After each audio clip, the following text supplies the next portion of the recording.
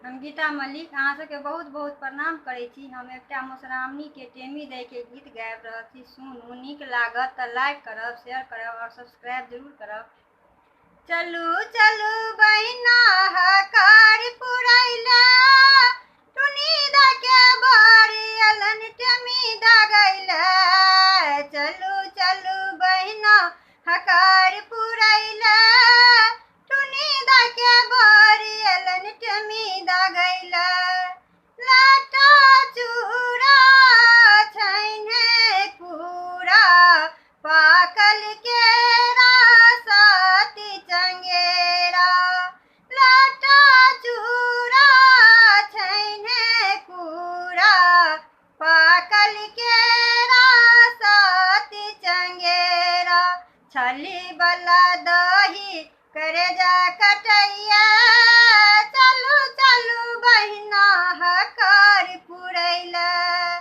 चलू चलू बहिना हकार पुरैला, टुनी दा के बारी अलन टेमी दगैला। चलू चलू बहिना हकार पुरैला, टुनी दा के बारी अलन टेमी दगैला। सरल बदाम भरल पन पथिया, ले घरे सारी तीन परिया। सरल बदाम भरल पन पथिया, ले घरे सारी तीन परिया। टुनी दल ललका पटोरी लैया, चलू चलू बहिना हकार पुरैला। चलू चलू बहिना हकार पुरैला, टुनी दा के बारी अलन टेमी दगैला।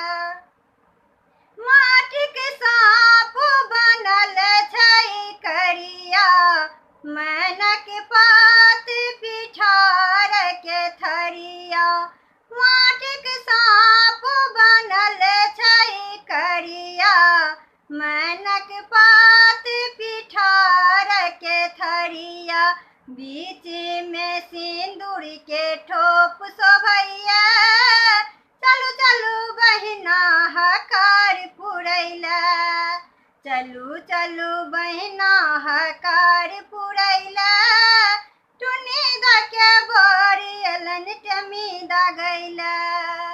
चलू चलू बहिना हकार पुरैला, टुनी दा के बारी अलन टेमी दगैला। कनिया में के घुघना लटकल, पातिलक चाउरी अलै बिनु फटकल।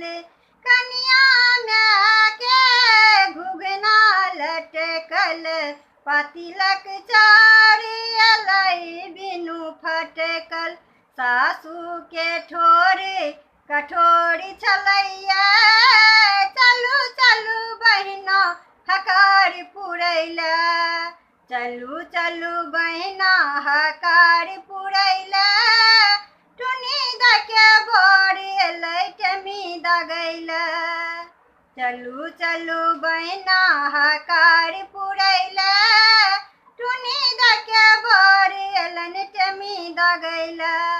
भरपन पथिया जाही जूही, कथा कनाहर होई छथि पूही।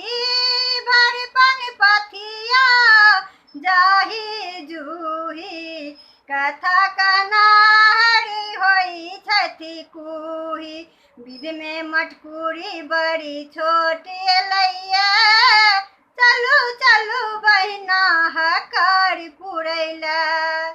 चलू चलू बहिना हकार पुरैला, टुनी दा के बारी अलन टेमी दगैला।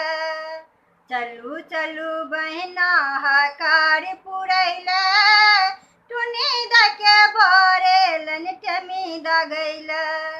उथल पुथल में अछि विधि करी, दीपक टेमी सटल धरी।